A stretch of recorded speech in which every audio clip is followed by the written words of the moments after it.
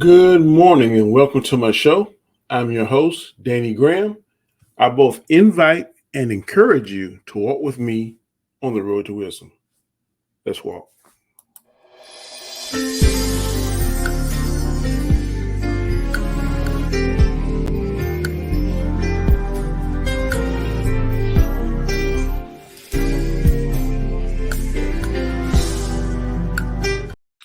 Good morning, good morning, good morning. It is October the 25th, a beautiful Wednesday morning. It's probably brisk and cold outside. It's going to be in the 40s, and then God is going to heat us up and get us up there to the 60s and 70s where it's nice and comfortable. But when you walk out first in the morning here where I'm at, South Carolina, you're going to need a light jacket or a long sleeve shirt. Anyway, having said that, I want to thank you all for coming back to my show. I definitely appreciate it. Um, Yesterday, I sent out what I want to call a leadership series. I sent out 8 different shorts yesterday. I hope that you all check them out. It was what I thought a good leader should be in 8 different qualities. So please check that out and leave a like and also leave a comment so I can definitely get back in touch with you. Today's show is going to be about, you can see the word of the day is here, right here. Boom, approach. Approach is the word of the day.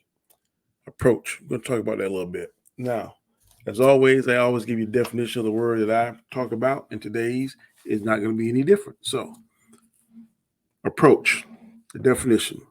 Speak to someone about something, typically with a proposal or request. Let me say it one more time. Approach. Speak to someone about something, typically with a purpose or request. And the scripture for today comes from the book of Proverbs, the 19th chapter, and the 21st verse.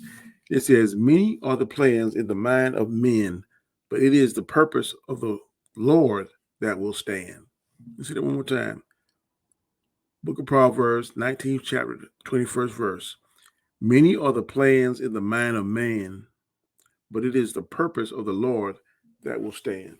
And what that means to me is that, yeah, we have a lot of things going on in our mind, a lot of things we would like to do, but when God sends us to do something, or what God's will is going to be done, whether we do it on our own or we do it with His guidance. So you think you're going to go ahead and do this and that? No, if God don't want it done, it's not going to happen. Just like sometimes there's a saying like, you dig a hole for someone else, it's probably going to fall into that same hole. So you may have all these different plans and all these different schemes and stuff, but guess what? If God doesn't want it, if that person's favorite who you scheming against or what you're trying to do is not in God's plan, it's not going to happen. Point blank and simple. That's what I get from that particular scripture. Approach. I'm going to use this word approach definitely in all aspects of life, but I'm going to discuss a little bit about the approach of a leader because this resonates with me being a supervisor in my particular organization. And what I've learned over the years is that you have to approach people that you supervise in a different manner. All of them can't be same. All of them can't be universal. And when I first became a supervisor, I thought I fell into that trap, and I was like, because in the Marine Corps, certain leaders have certain leadership styles, and if you have, then it's up to you to learn those styles and make sure that you don't do things that trigger them. Because if you do things to trigger them, you're going to be on the receiving end of a serious butt chewing. You're probably going to have some physical PT involved as well, especially with drill instructors. But as you get out into the fleet, so to speak, and when you interact with different people, you have to learn their particular personalities, things that triggers, things they like, things they don't dislike, the way they like things done. And then if you don't do that, or it comes to a time you may need to be chastised, then depending on a leader's particular style and particular um, characteristic or particular mindset, it may come at you one way, it may approach you one way, and some may approach you in a more aggressive way. In the military, that can work because um, the definition of discipline is the instant willing obedience to order in the Marine Corps. So you have to do things whether you like it or not based on the contract you sign, your rank and stuff. So you have to do things a certain way. If not, then there are going to be consequences. Now, here in the civilian world, it's a little bit more lax, a lot more lax. And sometimes if you come at somebody the wrong way, then they're going to leave. And it's been proven that a lot of times people don't leave because of the money, and sometimes they don't leave because of poor working conditions. What they leave is because their supervisors are completely, in their words, buttholes, and you don't want that to happen. You don't want to be categorized that, especially in this time now where it's really hard to get some good people in certain particular jobs, certain particular professions. So I'm going to talk about the approach. Like I said, when I was first a captain in the first part of being a major where I am now in my particular department, I had a very stern and a very sometimes hammer-like approach. And it was either do it like this, I don't care, blah, blah, blah. If you don't like it, there's a door. That's kind of how I was raised in certain departments, young in my profession. But that doesn't work today. You have to find a way to approach every person that you supervise, because some people can take a stern talking to. Some people need a more pat on the back. Some people need a softer approach. Some people, I use certain things sarcastic. Sometimes I use jokes. A lot of times I use examples.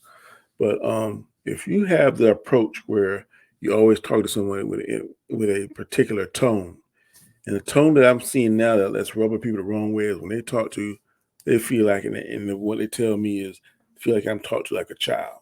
And you got to remember, in most of the professions that we work in particular my profession that I work in, there are no children there. You got to be at least 21. Now, there can be some immature people there, but a child cannot be in that particular position we are working in now. It is not going to happen. So you have to learn, and sometimes there's an age difference. Sometimes there's a ideology that's different. Because a lot of times I've been doing this to over 28 years, well, over 27 years. I'm on my 28th year now, and the mindset that when I went through is totally different than the mindset now. Because when I went through, we got taught to the stern. We got taught to, like, look, if you don't like this, there's a door, and that doesn't resonate. That doesn't translate now because, first of all, you're not getting good applicants. So, two, you got to make sure you got to nurture and you got to work with and cultivate what you have now. And a lot of times, someone that's maybe rough around the edges, if you give them enough attention, enough guidance and development, that they can bloom into the officer that you want to, and that is be a very good officer. But just having the patience to do that, and also having the approach. There are times when you have to talk a little stern to them, but for the most part, you need to realize this person that is working under you is an adult just like you. And your approach a lot of times can determine whether or not that person is successful, whether or not that person, it will not be successful. And ways they can be successful is like, look, we have four different shifts in one of the divisions that I supervise. And each one of our supervisors, which is the rank of sergeants, have different personalities. We have one I like to call the fixer. When people have a little bit more issues trying to comprehend and get on the same page as the whole department, then we tend to put that individual on the sergeant who we call the fixer shift, because his approach is a little bit more stern. He's very fair, but he's stern, and sometimes he'll tell you things in a way that definitely resonates and gets your attention.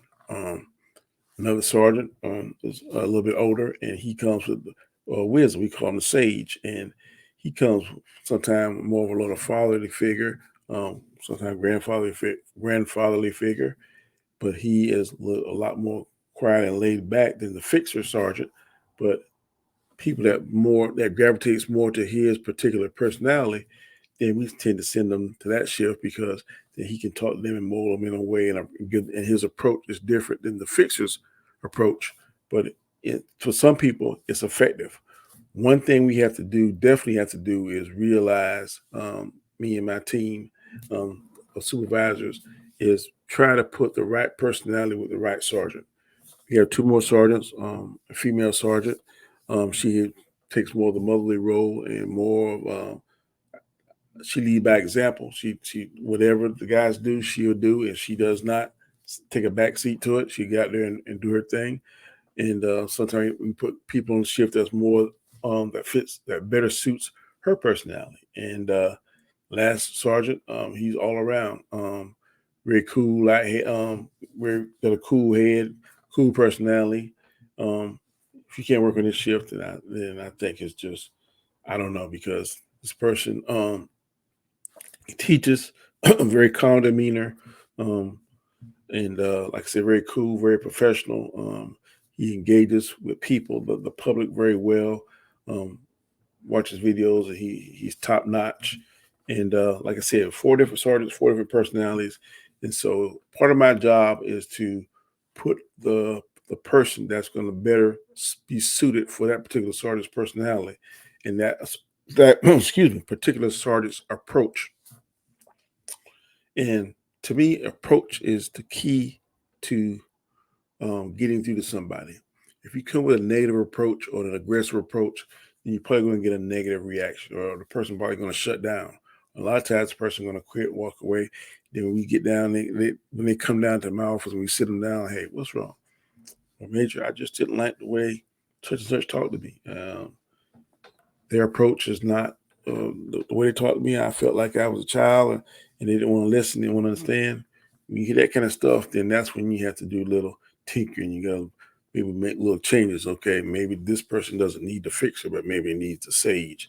Maybe this person don't need the sage and need the go-getter, the fire sergeant. Maybe this particular person don't need that; they need the professional. So each one of my sergeants have a different skill set and a different approach to where they carry out their jobs. All four approaches are fantastic, and all four approaches we can definitely use, because none of the approaches are negative.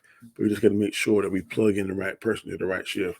A lot of times, by making a shift change or a tweak here or there, the officer goes there and thrives. That is my ultimate job, is to make sure that the different approaches that I have in my toolbox via the sergeants are used correctly with the people that are training to become the better possible version of themselves in the law enforcement capacity. So that's what one of my big jobs is doing, and that's what I am a proponent of, the approach. I had to learn that myself, because I went to a class, FBI leader, 3-part class, different aspects of leadership, and it taught me, and it really made me look at myself in the mirror and say, look, you can do better. You're not perfect. You know, you're not this hardcore Marine Corps major anymore. That doesn't work. That worked over there in that particular organization, but here in the civilian organization, in this particular department, you can't be that. If not, you're going to lose your people. You're going to lose your respect, because one of the things that I was criticized about was I wasn't approachable, and that um, I was mean and didn't care and stuff. And that's further from the truth. I do care. I love law enforcement. I love the department that I'm at. It's the best department that I've ever worked at. But also, I didn't like the fact that people thought I wasn't approachable, because one of my skill sets is I tried to solve problems. I'm good at researching. I'm good at solving problems and thinking outside of the box and trying to put together things that's going to help the officer.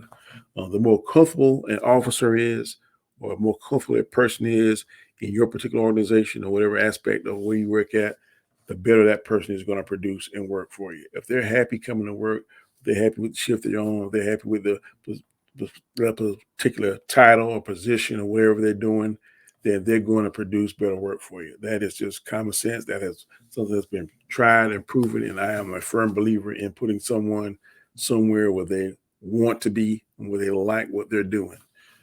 So I don't mind shifting up, shaking up the shifts and moving people and trying different things, and find out which is the better approach to getting the best version of them out there on the street, in far as law enforcement aspect of it.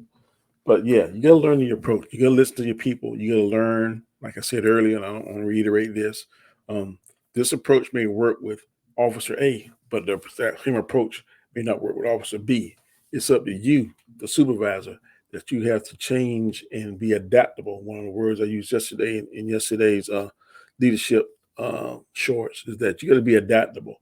You have to learn how to adapt, and have to learn how, look, I need this energetic approach with this person. Maybe I need to be more laid back with this person. I need to be more sarcastic and jokey with this person. I need to be more serious. I can be to tell them basically I need ABC 1 2 3. This person is a type A personality and writes it down and knows that, and do it, and will do exactly what I say. With this person, I say, look, I need this to get done.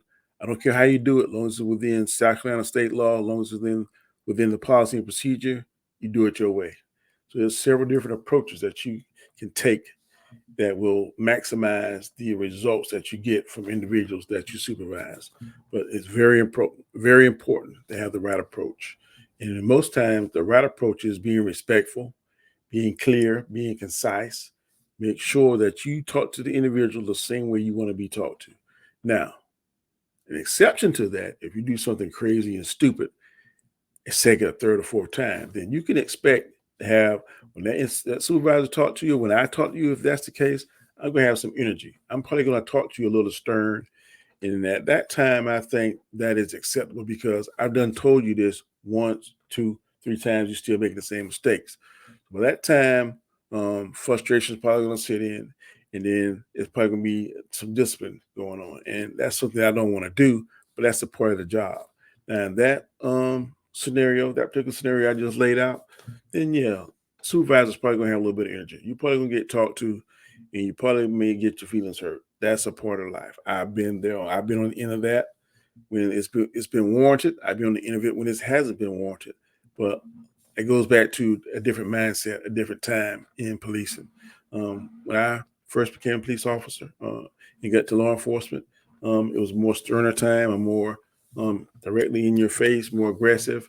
And as far as supervisors talking to you, you did it their way or you didn't do it their way. You cut the mustard, or you didn't cut the mustard. Now you have to be more hands-on. You got to have more patience. You got to have more understanding. Be more adaptable. Have to really fit the whole gambit, the whole range of approachability towards your people. The more approachable that they can be to you, the better you will hone your approach skills and be able to maximize their efforts. So it's all about learning. You got to be learning. Like I said yesterday, you got to be teachable. A good supervisor must be teachable. So you learn the things, you learn the physical cues, you learn the things that turn them on and the things that turn them off. And then you formulate a way to approach whenever you need to get something out of them. Whenever there's a mission, you approach them from this way. This particular mission needs this particular touch. And I'm going to call this Officer A because Officer A loves this stuff. If it's paperwork and Officer C loves that stuff, then I'm going to approach her and say, look, I need this and done because that's what she likes. You find out what your people like, you find out their strength, and then you formulate a plan in a way to approach them to get the maximum effort that you can out of them and make sure that whatever the mission is, it's probably be more successful if you do that. But if you come there with a negative approach, you come there with an energetic approach that's unwarranted, then you're probably going to get a negative response. You're probably going to have your people shut down, and then that's going to make you look bad. So, having said that, that's my 2 cents on that. That's what I believe about approachability. And I hope that what I said definitely resonates with you because finding a good approach will definitely be a key to success of being a good leader. Before I get out of here, I'm going to give you a quote of the day. And that quote of the day is, stay committed to your decisions, but stay flexible in your approach. I'll say that one more time. I love that saying. Stay committed to your decisions, but stay flexible in your approach. In your approach, you got to be flexible. You got to be moving. You got to be adaptable. You got to be able to read the room, so to speak. You got to be able to read your persons and figure out the best approach to maximize their effort. If this is your first time ever seeing me on this channel and on this platform, I'm going to ask you to please subscribe. Also, I'm going to ask you to leave me a like button. You're going to see a little notification bell right beside that subscribe button.